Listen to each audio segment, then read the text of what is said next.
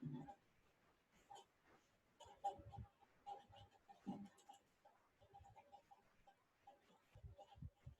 morning, all. I'm Kamala, Assistant Professor from CSC Department.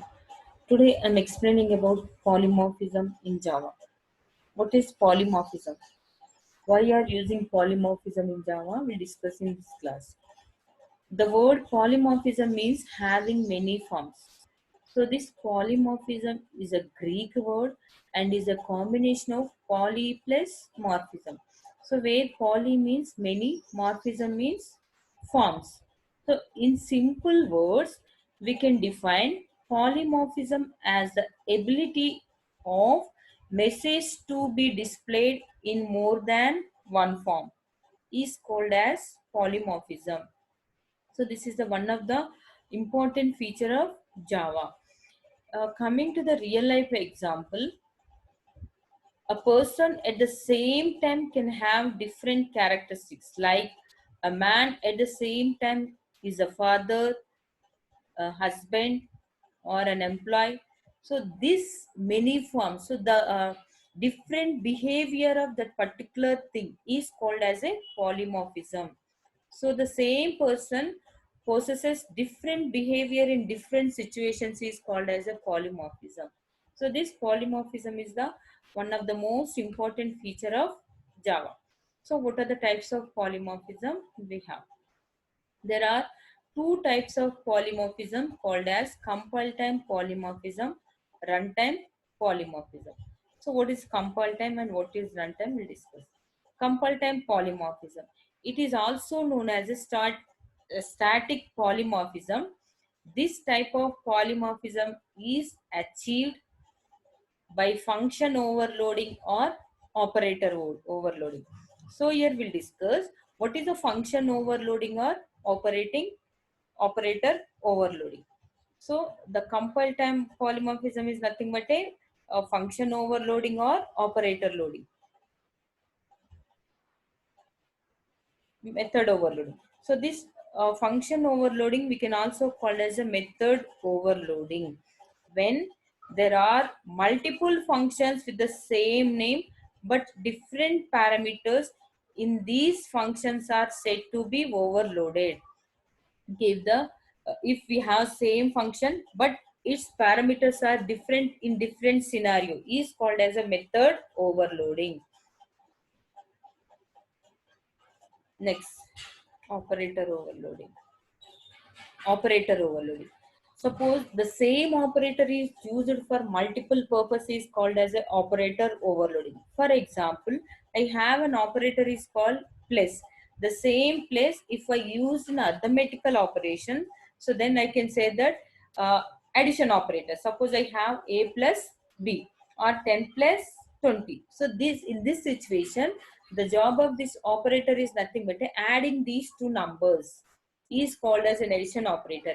And similarly, if the same place, if I used in between two strings, string 1 plus string 2, in that cases I can say that this plus operator is used to adding string 2 at the end of string 1 or concatenating string 2 at the end of string 1 or joining string 2 at the end of string 1 is called as an operator overloading. So these are the two types of compile time polymorphism is called as method overloading and operator overloading. So now we'll discuss how to implement method overloading with one example Java program. Here I have a class is called class multiply function. In the year I have one method is called static int multiply. Here my method name is multiply, which consists of two arguments. One is a, another one is b, and both arguments are of integer type. Then here I am multiplying a into b and returning results to main program. And here I have one more method is called static double. Here this method return type is of integer and this method return type is of double. Multiply double a double b. So here a b are of double data type.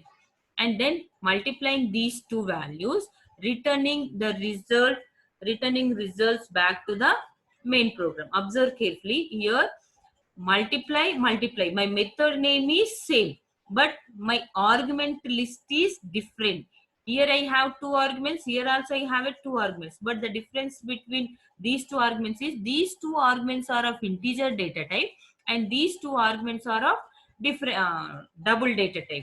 Okay, and these two methods are represented inside a same class is called as multiply function. Okay, close this method and close this class. Here I'm writing my main class.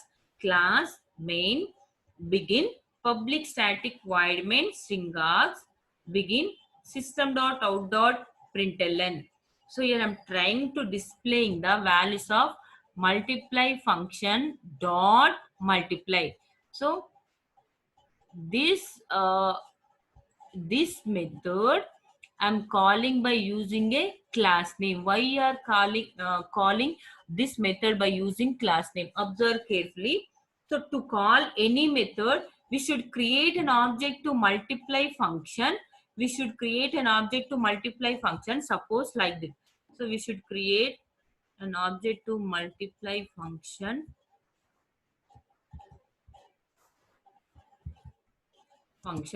Say its object is f is equal to new multiply. Then we should call f dot that multiply function.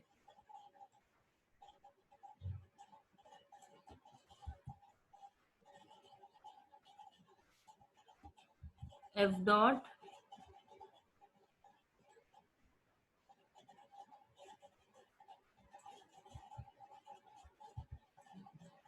okay, f dot multiply function. But here I'm not calling like this. Why? Because observe carefully here, this multiply function is of static method. So these static methods are executed at the time of running at the time of compiling the program, so that we cannot call these method using object. Means object is created at the time of running the program, so that this method is called and executed by its class name. Remember carefully, whenever we have a static methods in Java program, these methods are called by its class name itself. We cannot call static methods by using its object. So because of that, this statement I am not writing. Okay, system dot out dot println multiply function dot multiply, so that directly which is jumping to multiply function, this 2 and 4 is copied to A and B, then which multiply A and B, 2 4s are 8 and returning value to main program. Main program means to this, here displaying the value is 8. So this is output of first function. And next, system dot out dot println multiply function dot multiply. I'm calling the second function. The second function contains an arguments or of which type? Double. Because of that, here I'm passing the values are 5.5 comma 6.5. So directly which is jumping to second method, multiplying these two values and producing the results. So this is the implementation of method overloading. Here observe carefully, both method names are same but its parameters are different. So by this difference at the time of compiling the program only, the compiler can recognize, so this method is belongs to this one and this method is belongs to the second one, so that it can execute easily and produce the result. So this is about the implementation of static polymorphism, or is also called as uh, compile time polymorphism, or is also called as method overloading. Okay, so static polymorphism or compile time polymorphism is also called as a method overloading. It is very, very important question. Remember it. Now the next one is dynamic polymorphism. The second type is dynamic polymorphism, or is also called as a runtime polymorphism. So what is this? We'll discuss with an example. Runtime polymorphism. The other name of this runtime polymorphism is also called as a dynamic polymorphism. It is also known as a dynamic method dispatch. It is a process in which a function called to the overridden method is resolved at runtime. Because of this, it is called as a runtime polymorphism. Means the function call is uh, binding to the function body at the time of running the program. Hence, it is called as a runtime polymorphism. But whereas in a static polymorphism, the function call is binding to the function body at the time of compiling the program. Hence, that is called as a compile time polymorphism.